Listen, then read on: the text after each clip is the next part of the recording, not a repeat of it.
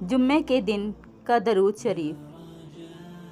جمعے کے دن عصر کی نماز کے بعد پڑھا جانے والا درود شریف۔ آپ صلی اللہ علیہ وآلہ وسلم نے فرمایا، جو شخص جمعے کے دن عصر کی نماز کے بعد اپنی جگہ سے اٹھنے سے پہلے 80 مرتبہ یہ درود شریف پڑھے، اللہم صلی علی محمد النبی الأمی وعلی آلہ وسلم تسلیما، اس کی 80 سال کے گناہ معاف ہوں گے اور 80 سال کی عبادت کا ثواب اس کے لیے لکھا جائے گا۔